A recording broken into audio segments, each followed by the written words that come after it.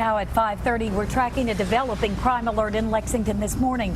Police say a man in his 20s is dead after he was found stabbed inside an apartment building. Also on WKYT this morning, 2 men were rushed to the hospital after being stabbed outside of a Lexington bar. And the men charged with murder in the death of UK student Jonathan Kruger are set to make their first court appearance in connection with that case. Tracking, alerting, protecting. This is WKYT This Morning. Good morning and welcome to WKYT This Morning. We're so glad you're with us. Hope you had a nice weekend. You're ready to go for this new week. I'm Bill Bryant. And I'm Barbara Bailey, here today for Rebecca early. This is a lot earlier than I'm usually up and moving. So well, I've been hanging on to the coffee cup over right.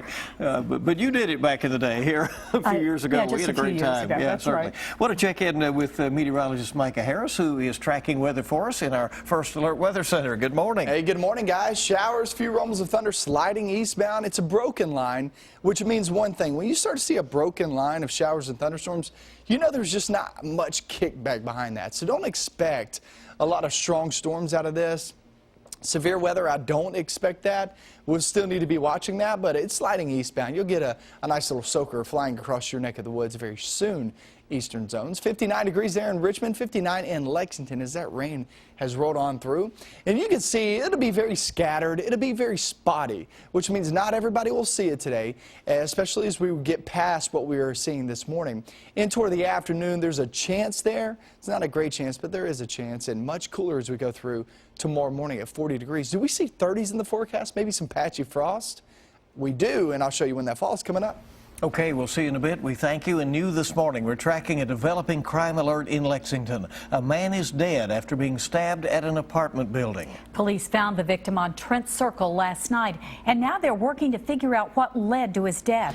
WKYT's Victor Puente is live from that complex, tracking the latest on this investigation. Victor? Well, investigators filled the parking lot of the apartments behind me for several hours. They say it's possible the victim was just doing his job and that this may have been a robbery. Now, police were called around 10:45 last night to the Walnut Hill Apartments. They tell us when they got here. They found the man lying in the breezeway of Building 11. They say he was stabbed to death, but didn't say where his injuries were. They brought out the mobile crime lab, began searching vehicles in the parking lot. They tell us they don't have any information on a suspect or a murder weapon. The coroner hasn't released the victim's name yet, but police say he was in his 20s. They say it's possible this man was a pizza delivery driver, that this may have been a robbery. Live in Lexington, Victor Puente, WKYT. Victor, thank you. And another stabbing in Lexington left 2 men injured. Police officers tell us that 2 men began arguing with each other inside the Green Lantern on 3rd Street early this morning. They say when the men stepped outside, the fight escalated. One man was stabbed in the neck. The other was stabbed in the stomach. Police say the man stabbed in the neck has life-threatening injuries. Well, a young man shot and killed in Lexington is said to be remembered by his peers tonight at a vigil. 22-year-old Jonathan Kruger died on Friday after being shot while walking home. And as his classmates prepare to honor him, the men charged with his murder are now set to face a judge today. WKYT's Hillary Thornton is live from District Court with the latest on this case. Good morning, Hillary. Good morning. While those 2 men, 18-year-old Justin Smith and 20-year-old Ephraim Diaz, are scheduled to be in court today, Kruger's UK community and Kentucky Colonel family are continuing to remember someone they say was both a leader and a promising photojournalist. Investigators say Kruger was shot and killed in an attempted robbery while walking home near UK's campus on East Maxwell Street. Both Diaz and Smith were arrested for the crime just hours later. Our cameras were rolling when the men were taken from police headquarters to jail. When asked if they were involved, both said they are innocent. Smith is also charged with tampering with evidence and fleeing and evading. Now, Kruger was the photo editor for the Kentucky Colonel, and a memorial scholarship in honor of him set up by some Colonel alumni has already brought in more than $14,000, and that was just set up on Friday. Now, also tonight at 8, the Kentucky Colonel will hold a candlelight vigil for Kruger. That will take place at Memorial Hall on UK's campus. Live in Lexington, Hillary Thornton, WKYT. Hillary, thank you very much. A Laurel County community is remembering a teenager after he was hit and killed by a train this weekend. A train hit, killing 17-year-old William Walters near the Tackett Road crossing in Lilly yesterday morning. Police say he was out camping with his cousin and brother when the accident happened. Members of Walters' youth group at the First Church of the Nazarene in Corbin say he will be missed. Every single day, like no matter if we were here, if we were at school, even if it was the same day, like at school and then at church on Wednesday nights, he would always come up to me, like he would make it a point. He'd be like, "Hey Shay, I love you," and then he'd hug me. Like no matter what mood I'm in, it made me really happy. Walters' friends wore Batman t-shirts to church on Sunday in his honor. Deputies say the train operator tried to stop when he saw Walters on the tracks. His autopsy is set for later today. Police in Lexington are investigating a rash of shootings that happened over the weekend. Officers are looking for two men they say shot someone during a break-in on Bryan Avenue. They're also looking for the person who shot someone in the hand near Winchester Road and someone who fired shots at a car near 6th Street and Mustang Crossing. At last check, police have not arrested anyone for those shootings. New this morning, a Lexington man has been arrested after police say he tried to escape from a sheriff's deputy and injured her in the process. 22-year-old Cameron West is charged with escape and burglary. According to an arrest citation, a Fayette County sheriff's deputy tried to serve him a warrant on burglary charges when West tried to run away. The deputy says she chased him, but she fell down a flight of stairs. West is set to be in court later today.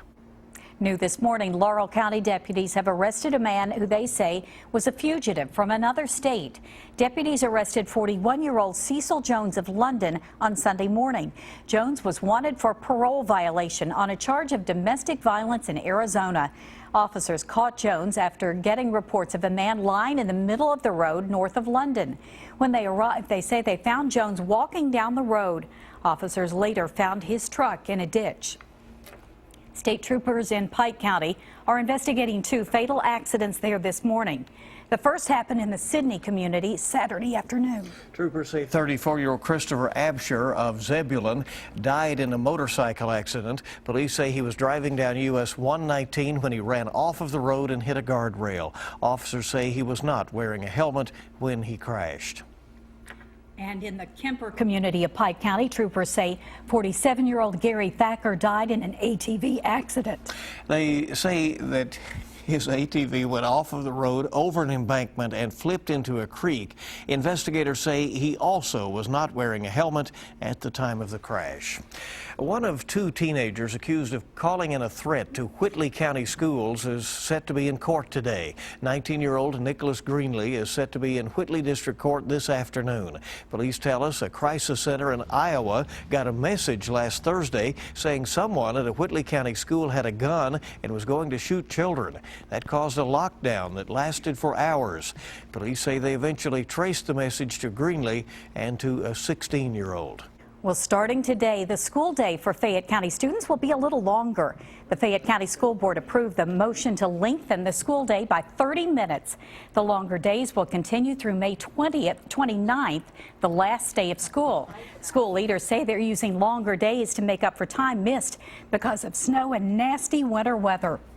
Fayette County schools missed 7 days due to snow this winter, and it seemed like it was much more than that. I'll tell you right, but they're going to be trying to have those longer days and make up that time. 5:39 our time this morning. Today, the new UK Healthcare Center in Turfland Mall is set to open up. Lexington Mayor Jim Gray and UK healthcare officials are set to cut the ribbon today at 10. This is the former site of Dillard's on Harrodsburg Road. The renovated location will house UK family, sports, occupational medicine, as well as some other offices. About 150 UK employees will be at the new building, which is about 85,000 square feet. We should say the repurposed building. That's right. Good to have you along on WKYT this morning. And on your Monday, let's check live drive traffic and see what is going on out there right now. Here's a look at the interstate, I-64 and I-75 at the northern split. No reports of any early issues out there. It's a good flow, and traffic is light throughout town right now. But dealing with some issues with some rain moving through, so be careful when you're heading out. That'll be the case throughout the day and the week, it looks like, off and on. Good to have you along on WKYT. A lot more news is coming up for you this morning, and Micah will be updating us on weather. And we see some rain sliding eastbound. We'll show you what's back behind that. What you can expect out of this coming up next.